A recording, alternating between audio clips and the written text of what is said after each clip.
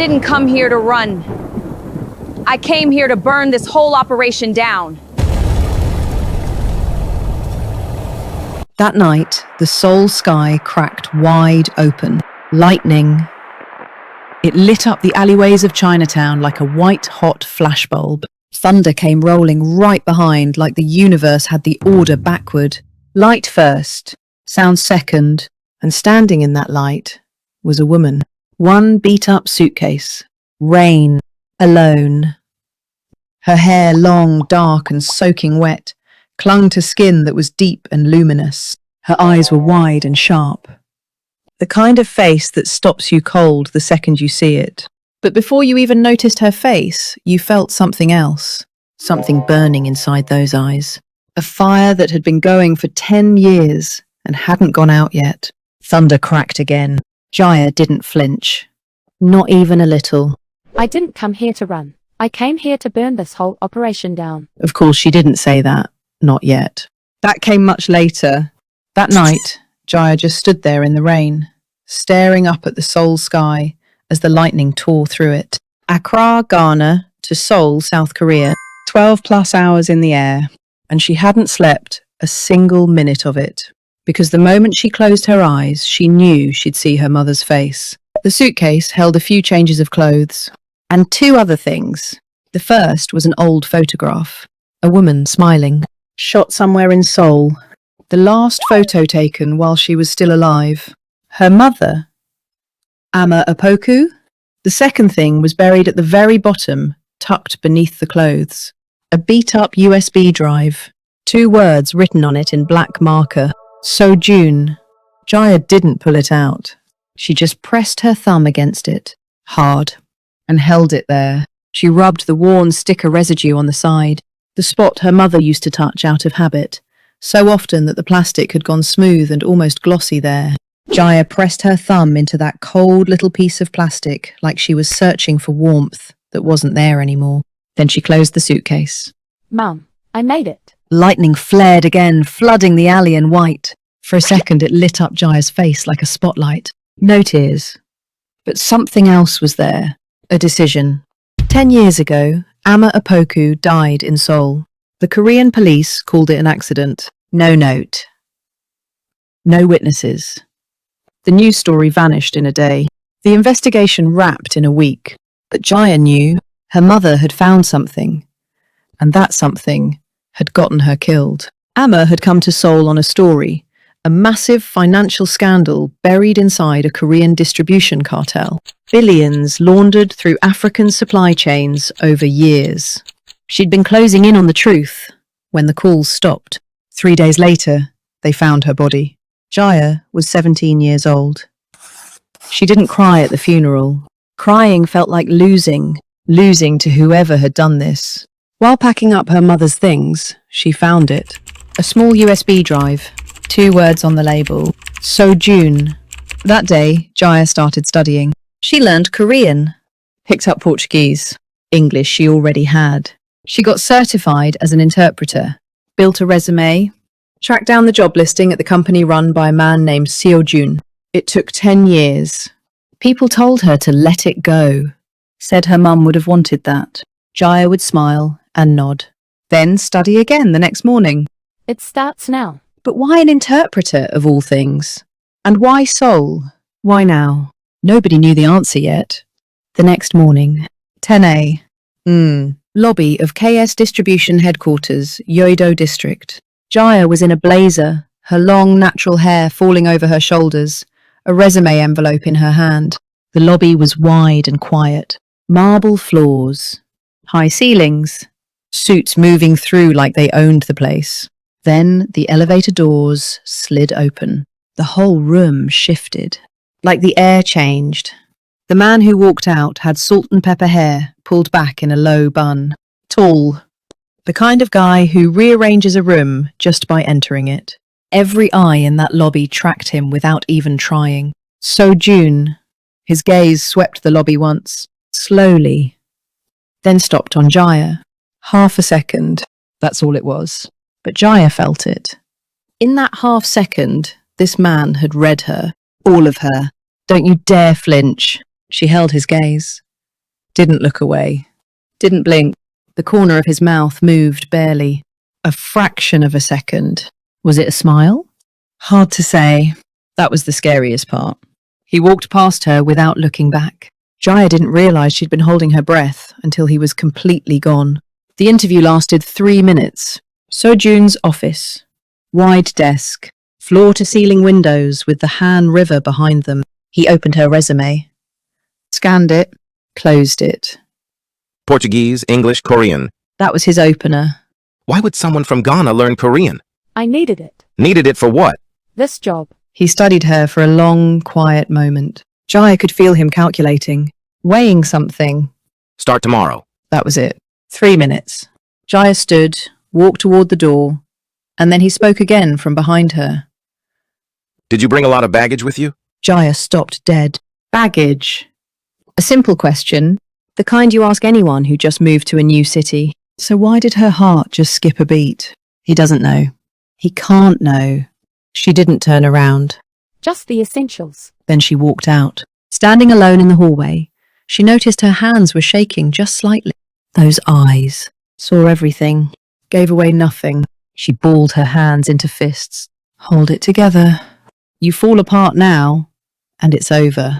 That night, Jaya came back to her tiny Goshiwon, a micro-apartment barely bigger than a walk-in closet.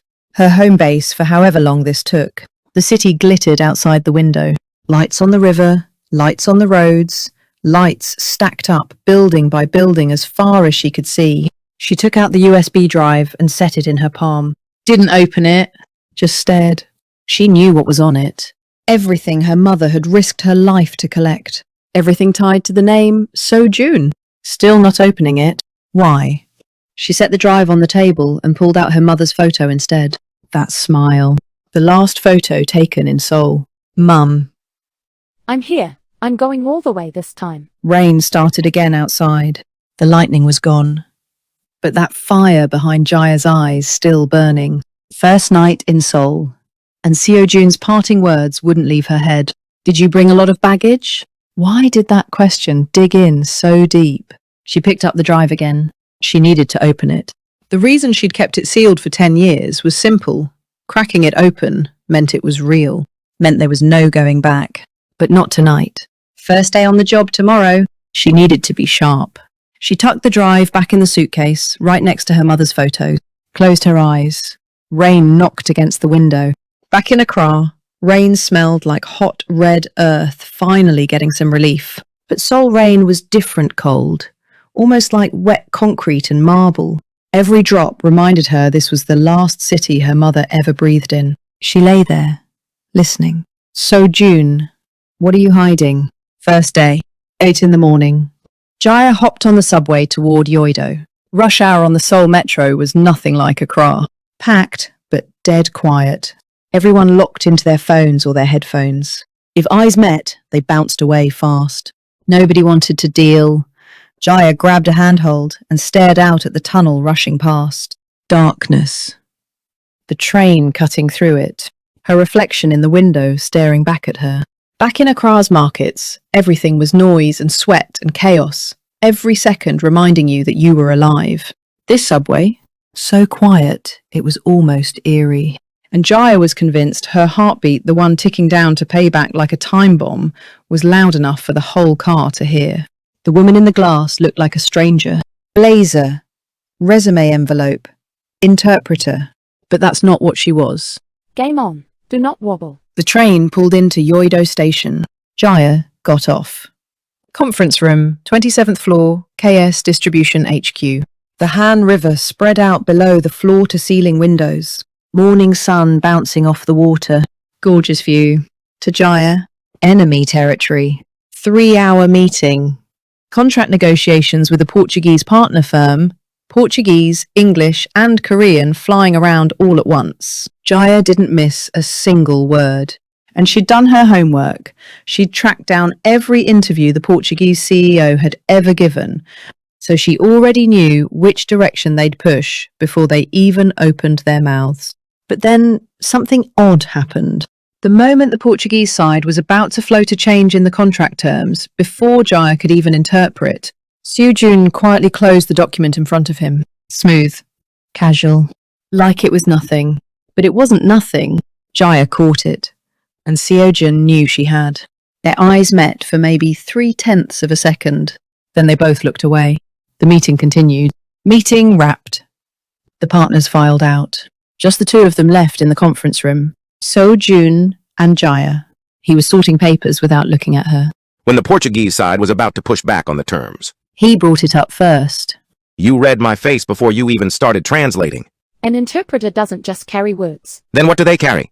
The whole vibe. He finally looked up. Really looked at her for the first time. Long, quiet stare. Something moving behind those eyes. Calculation. Interest? Hard to nail down. Jaya didn't look away. He did first. Sharp. Compliment or red flag, Jaya genuinely couldn't tell. He picked up his folder and walked out. She stood there alone for a moment, This man is way harder to read than I expected. which made him way more dangerous. And she knew it. After work, Jaya slipped into a narrow alley in Itaewon. No sign on the building. Second floor.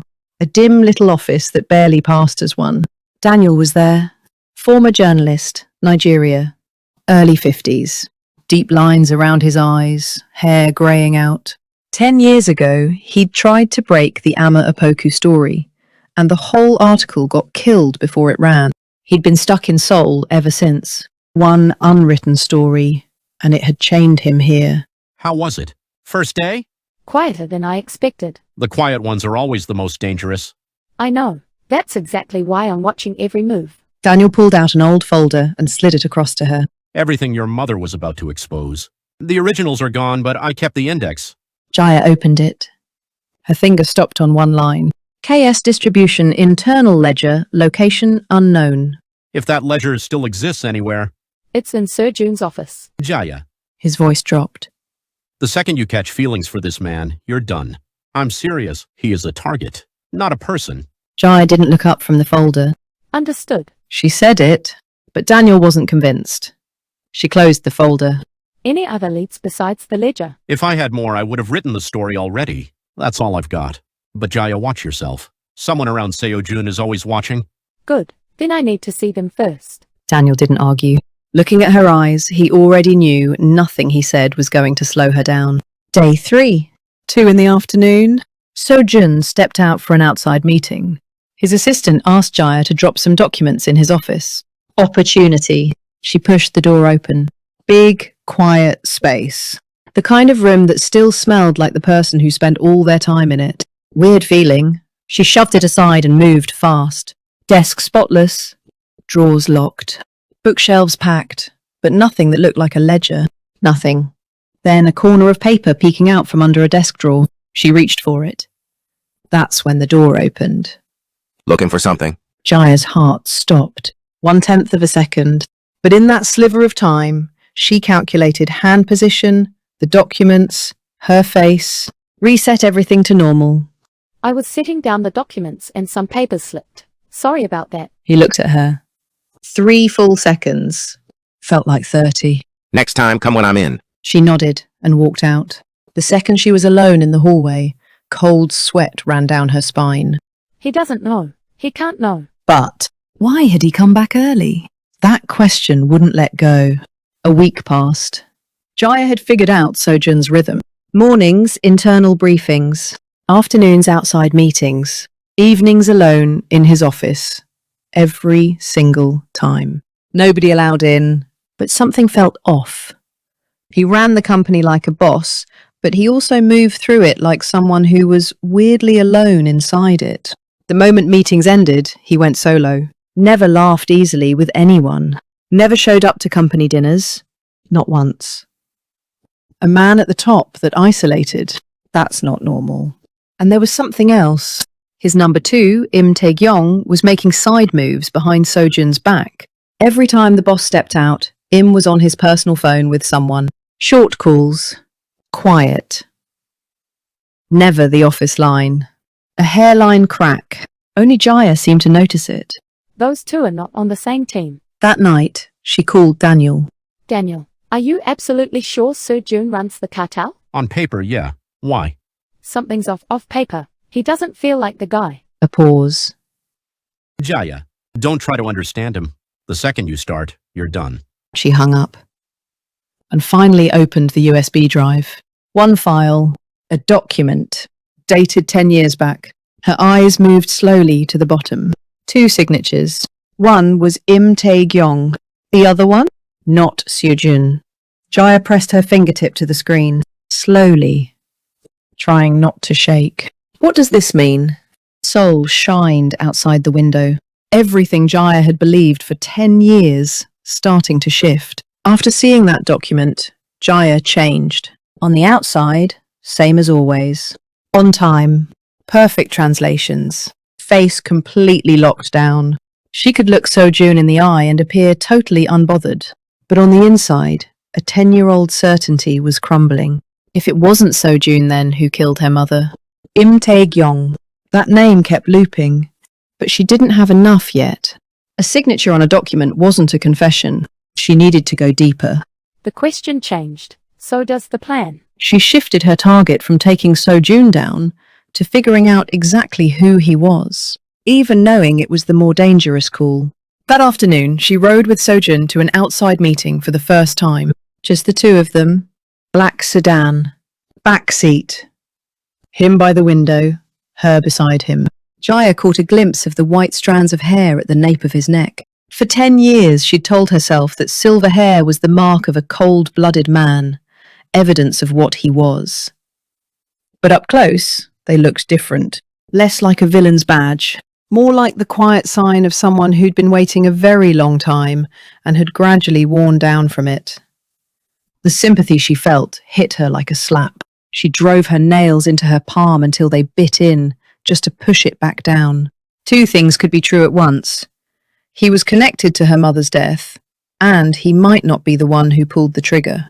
Sitting with both at the same time was the most disorienting thing she'd ever done. Why are you staring? Jaya caught herself. She hadn't even noticed when he'd turned. Just thinking. About what? Why you're always alone. Silence settled in the car. He turned back toward the window. Some people just do better that way. Those words landed somewhere unexpected. That's exactly what I used to say. For 10 years, Jaya looked ahead. The road stretched out long and straight. No end in sight. That evening, after hours, Jaya was waiting for the elevator when Im Tae-gyong appeared beside her. Company parking garage. Empty. One fluorescent light overhead, flickering like it had somewhere better to be. Im was smiling, but his eyes were doing something completely different. How are you settling in? Everything going okay? Great, thanks. Good to hear. I did have one question though. He stepped closer. Jaya held her ground.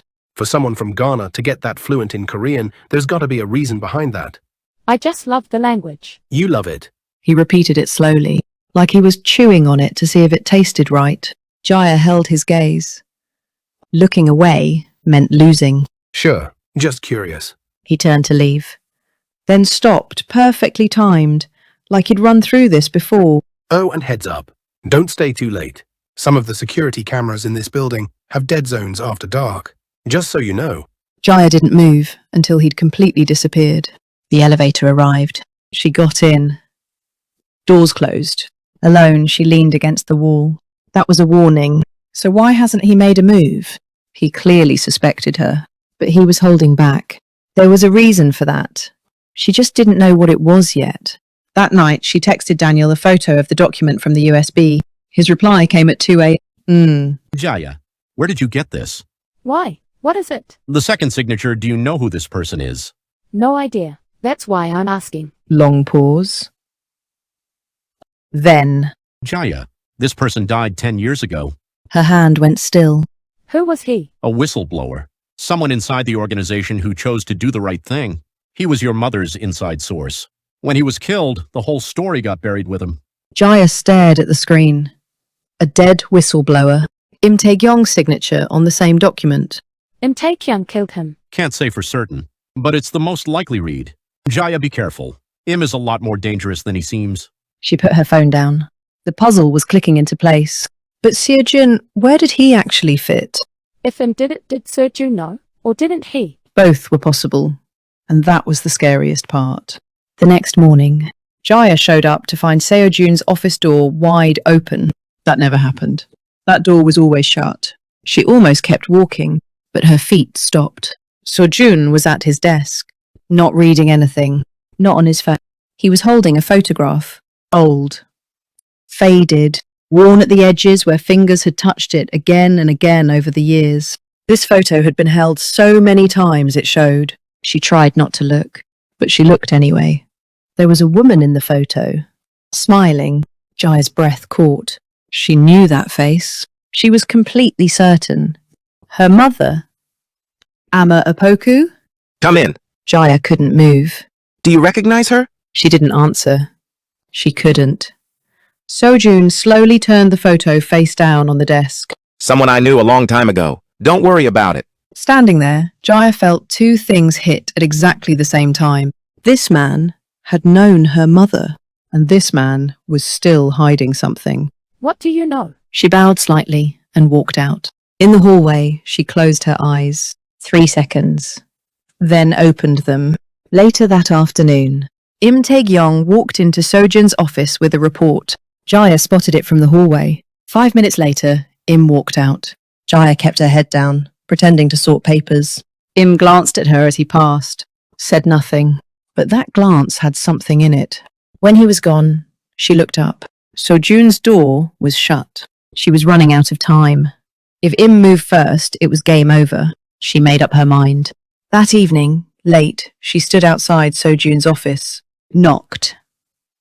Come in. She opened the door, looked him straight in the eyes. He looked up, read her face in an instant. Something in his posture shifted. I'm not afraid of you. I've got nothing left to lose. Sojun's eyes, for the very first time, flickered. 1/10 of a second, but Jaya saw it. What are you talking about? You know who Ama Opoku is? The office went completely quiet. Seojun didn't answer, but that silence was already the answer. Neither of them looked away. 10 years sat between them. Jaya had been running for 10 years, toward one name, toward one truth. But barely 2 weeks into Seoul, she was starting to sense it. The truth didn't look the way she'd imagined. The man she'd spent a decade calling her enemy had been carrying her mother's photo. The mental map she'd built was no longer matching the actual terrain. Revenge works when the target is clear. But what happens when the target turns out to be far more complicated? What happens when that complication starts creating cracks in Jaya's own certainty? The real story was just getting started. Sojun said nothing for a long time. The office was getting dark. Seoul outside the windows had gone golden, the last light coming through the glass and stretching across the floor in long red streaks. Jaya didn't budge. Same expression. Slowly, Sojun stood, walked to the window, looked out over the city. His silver hair slipped loose over his shoulders. Long silence. Sit down. I'm fine. Sit down. Second time, not a request. She sat. He came back from the window, opened a desk drawer, and pulled something out. A thick folder, nothing written on the cover, but battered, clearly something that had been carried and handled over a very long time. He slid it across the desk toward her. Open it. She looked at it. Didn't touch it. What is this? You'll know when you open it. She opened it. First page, a photograph. Ama Opoku, shot in some alleyway in Seoul. Smiling, alive. Jaya's hand stopped. Below that, document after document. Dates going back 10 years. What is this? What is all of this? Sojun started talking. Ama Opoku. I personally brought her to Seoul 10 years ago. Jaya's head came up. The information she had, I was trying to protect it. And her. To bring down the financial operation from the inside, I needed an external source. She was that source. And? I failed. Too short. Way too short.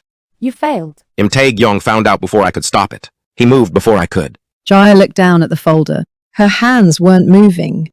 So you just watched my mother die? I was away. 12 hours. That's how long I was gone. Silence. By the time I got back, it was too late. Jaya felt her fingers slowly tighten over the folder as those words landed. Not an excuse.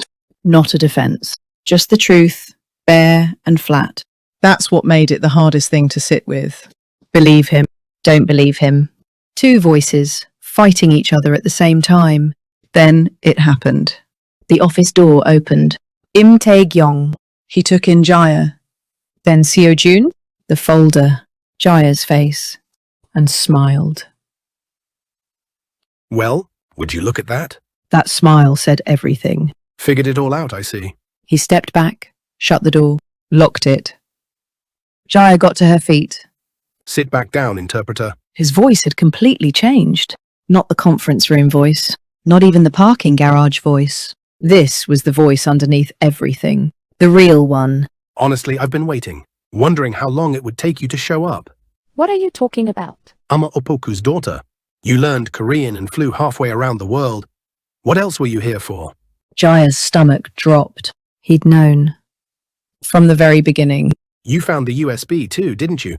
The one she left behind. Jaya said nothing. You know what's on it. But for any of that to matter, you have to walk out of here alive.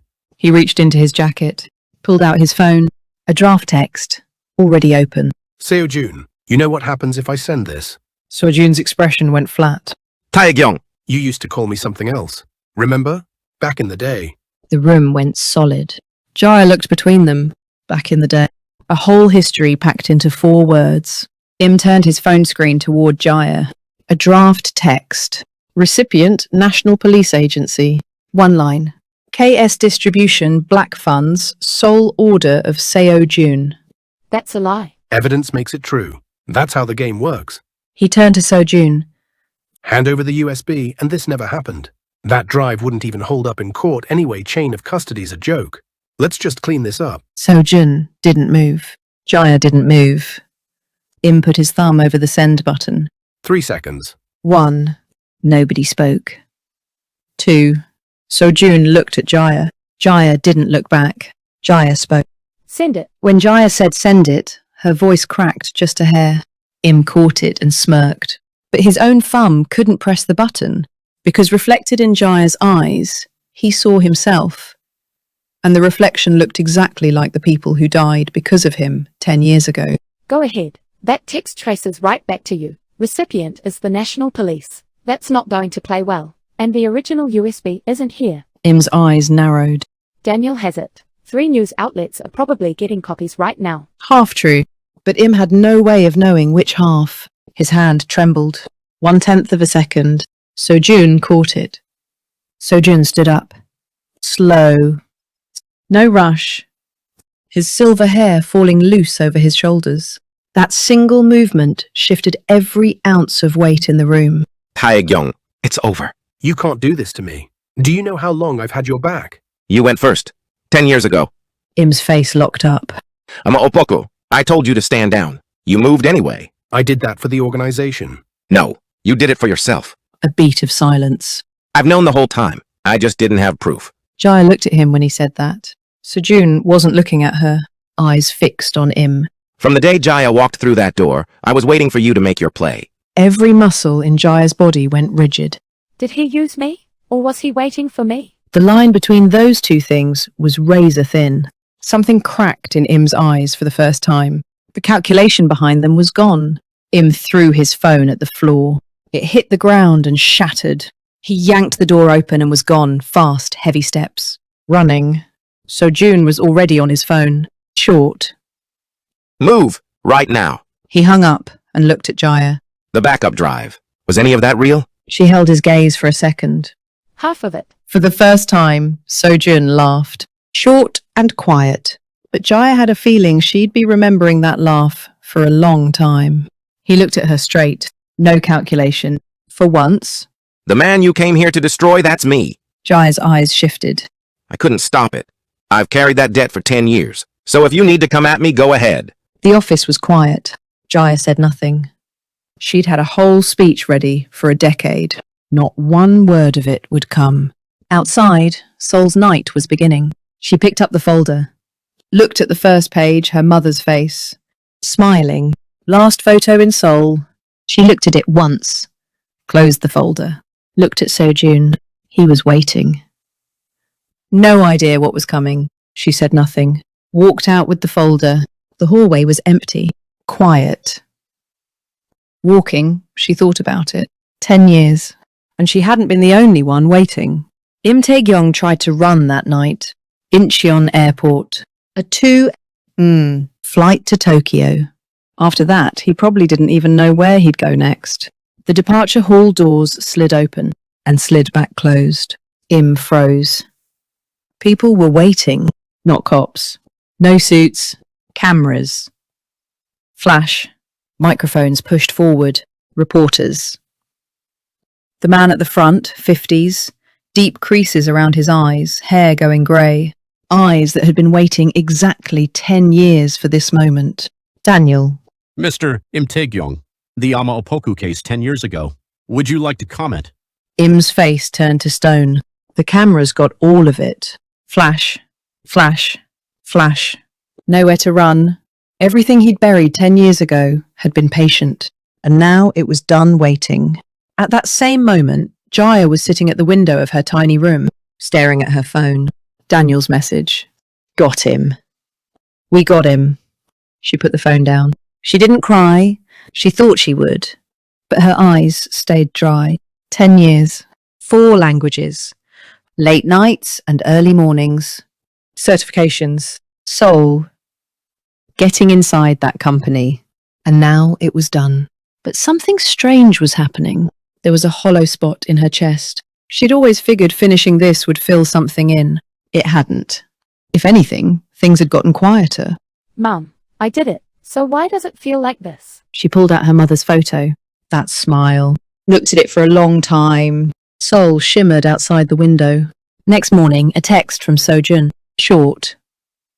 I have something to say, if you have a minute. Jaya stared at it for a while. No reason to go. This was over. Im was caught. The truth was out. 0 reason to see Seo-jun again, except she couldn't find a single reason not to. She picked up her coat. Just once. Last time. She knew that was a story she was telling herself. She put the coat on anyway. The place Seo-jun picked was a small cafe on the Han River. Not the office. Not somewhere fancy. Just a quiet spot.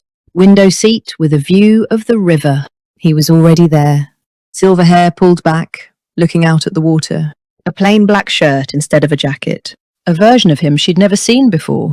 Like the armour was finally off. When Jaya walked in, he stood up. First time he'd ever done that for her. You came. You said you had something to say. They sat across from each other. It took him a moment to start. He looked at his coffee cup, then out the window, then at her. When Ama Opoku came to Seoul, I told her I would protect her. Jaya listened. I was away. 12 hours. I moved in those 12 hours. By the time I came back, it was already done. He paused. After that, I spent 10 years building a case against him. Every move he made, documented. But I couldn't take it public alone. I would have buried it again the second I tried. I needed someone on the outside hitting at the same time. So you were waiting for me. I knew Ama had a daughter. I figured eventually you'd show up. Jaya let that settle. 10 years. She wasn't the only one who'd been waiting. Seo-jun had been waiting too. Same amount of time.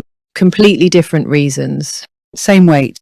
That's why he asked about baggage. He knew who I was from day one. Everything clicked. Seo-jun pushed an envelope across the table.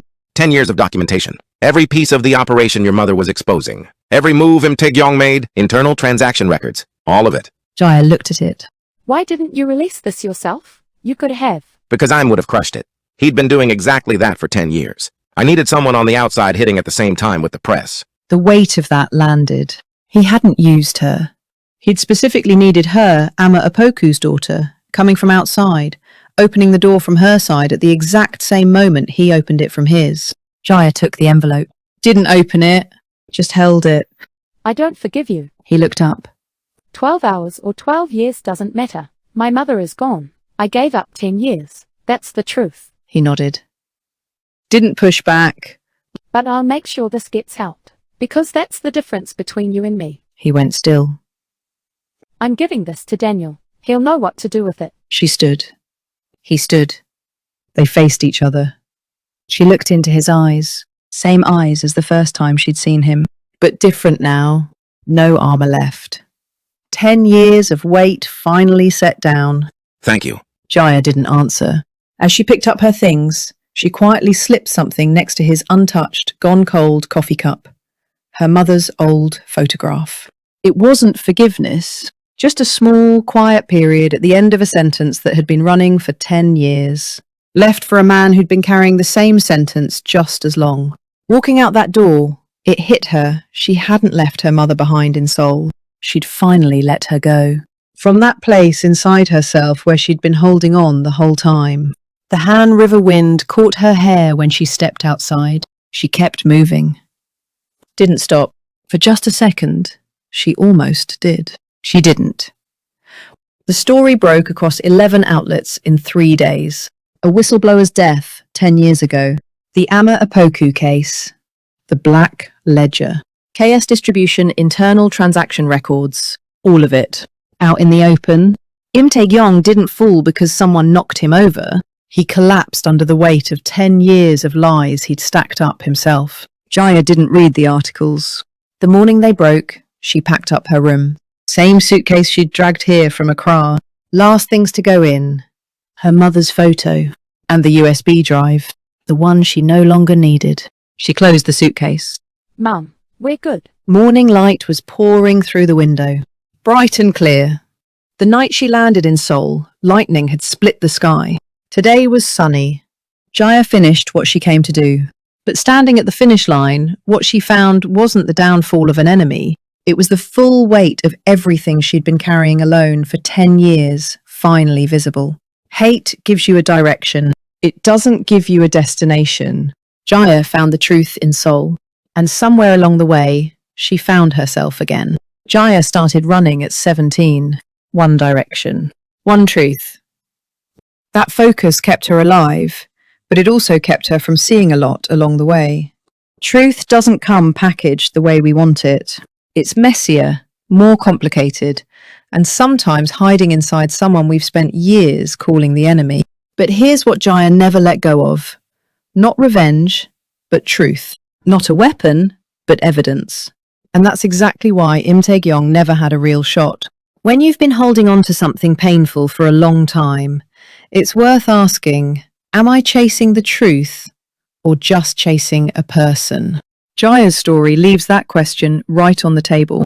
This story is a work of fiction. All characters and events are fictional.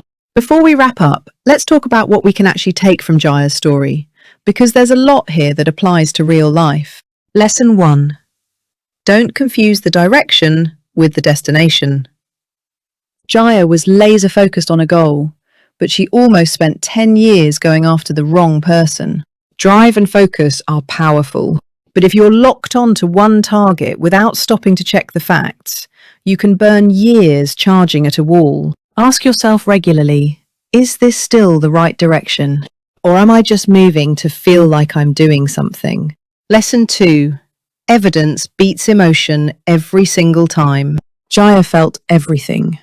Grief, rage, the desperate need for justice. But what actually brought Im Tae-gyong down wasn't an emotional confrontation. It was a USB drive, a folder full of documentation, 10 years of receipts. In real life, whether it's a workplace conflict, a legal issue, or just trying to prove you were right, document everything. Facts don't expire. Feelings do. Lesson 3. Complicated doesn't automatically mean guilty. We all build mental case files on people.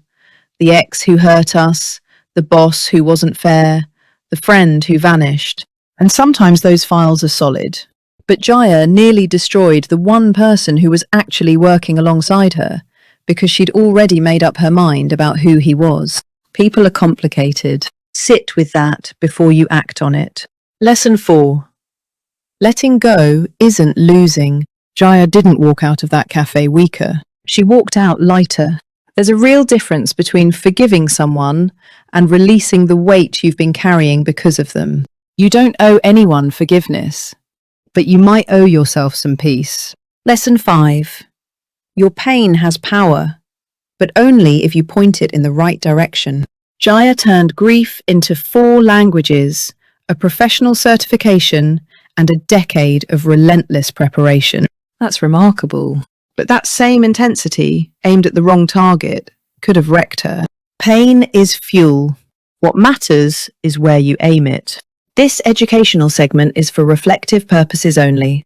The story and characters are entirely fictional.